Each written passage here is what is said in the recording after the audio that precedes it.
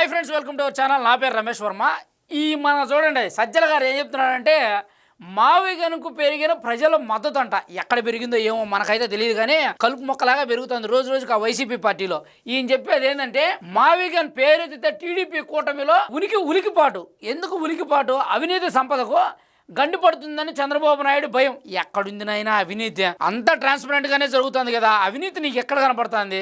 ఎంత న్యాయంగా మాట్లాడుతున్నారయ్యా సజ్జల గారు మీరు. మొన్న ఏమని చెప్పారు?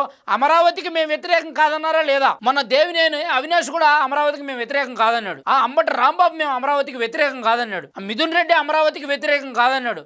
జగన్మోహన్ రెడ్డి కూడా మేము అమరావతికి వ్యతిరేకం కాదు అన్నారు. మరి ఈ రోజేమో విషం కక్కుతున్నారు. చూడండి, అమరావతిపై ఎప్పుడే వైఎస్ జగన్మోహన్ రెడ్డి గారు ఒకటే మాట, ప్రభుత్వ భూముల్లో నిర్మాణంతో ఖర్చు తగ్గుతుంది, అమరావతిపై వైఖరి మార్చుకుంటాం, కూటమి నాయకులు ఖచ్చితంగా దీంట్లో మార్పు తీసుకురావాలా, మీరు మారకపోతే లక్షల కోట్ల రూపాయలు ప్రజల ధనాన్ని మనం ముగించిన వాళ్ళం అవుతాం.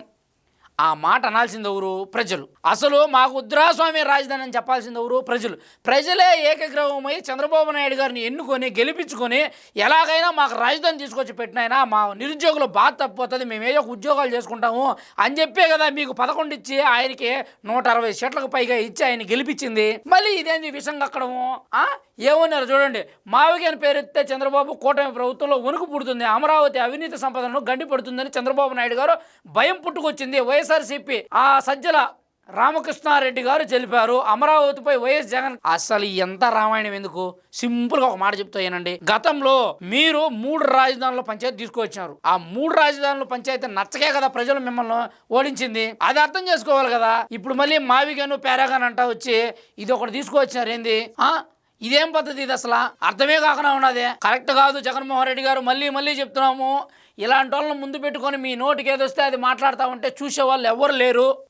మీ గతంలో అది ఏందో, అది బుద్ధి లేదో ఎట్టో తెలియదు, కానీ జగన్మోహన్ రెడ్డి గారు ఏమన్నాడంటే మావిగన్ కావాలంటే జగన్ ఓట్లేయండి, అమరావతి కావాలంటే చంద్రబాబు నాయుడు గారు ఓట్లేయండి. సరే, అంతవరకు బాగానే ఉన్నది.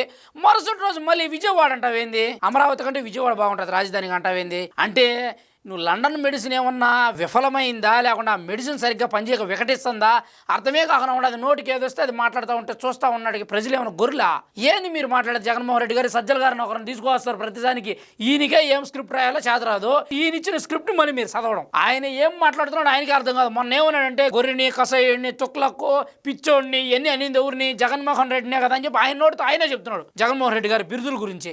ఇలాంటి ఆయన మీకు సజెషన్లు ఇచ్చే వ్యక్తి.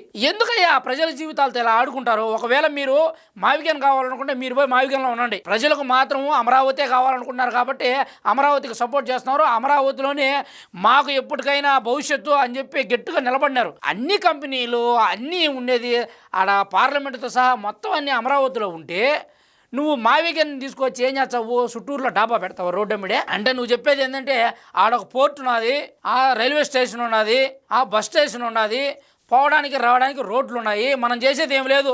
ఆ పక్క ఈ పక్క మధ్యలో ఒక 50-60 గుడిసెలు వేయడము, ఆ గుడిసెల్లో మన కార్యాలయాలు పెట్టుకొని గవర్నమెంట్ పనులను కొనసాగిద్దాము, డబ్బు ఖర్చు పెట్టద్దు. ఏందయ్యా నీ వైఖరి? ఎవడో కట్టిన దాంట్లో పోయి మనం ఉండాలంటే అది కొంచెమైనా బుద్ధి ఆలోచిస్తున్నారా మీరు? ఆ విధంగా మనం అలా ఆలోచించకూడదు. మనం ఏం చేయాలంటే చుట్టూ మౌలిక సదుపాయాలు ఏర్పాటు చేసుకొని నువ్వు అన్నట్టు 50,000 ఎకరాలు కావాలి, 1,00,000 ఎకరాలు కావాలి, 20 లక్షల కోట్లు ఖర్చు పెడతానని చంద్రబాబు నాయుడు గారు ఏమన్నా చెప్పినారా? కేవలం ఆ కార్యక్రమాలకి అంటే పార్లమెంటు లేకపోతే పెద్ద ఏదన్నా అవసరమైన ఆఫీసులు మాత్రమే అక్కడ పెడతారు. అట్లా కాకుండా ఎవరెవరికో ఇల్లు కూడా కట్టించారు. అక్కడ కొన్ని పనులు మాత్రమే అక్కడ జరుగుతాయి. అది అర్థం చేసుకోవాలి కదా. మీరు ప్రజలు ఏదో వింటారు గొర్రెలు అని చెప్పి మీ ఇష్ట ప్రకారం మాట్లాడుతూ ఉంటే ఎవడు వింటాడయ్యా? ఇది ఖచ్చితంగా తప్పు. సజ్జల గారు మీకు కూడా చెప్తున్నాం, ఈరోజు ఒక మాట, రేపు ఒక మాట, మొన్నడు ఒక మాట వద్దు. జగన్మోహన్ రెడ్డి గారి మీద మీరు కూడా అట్లాగే మాట్లాడితే మిమ్మల్ని కూడా గొర్రెలాగానే ట్రీట్ చేస్తారు. అది అర్థం చేసుకోండి. జై హింద్.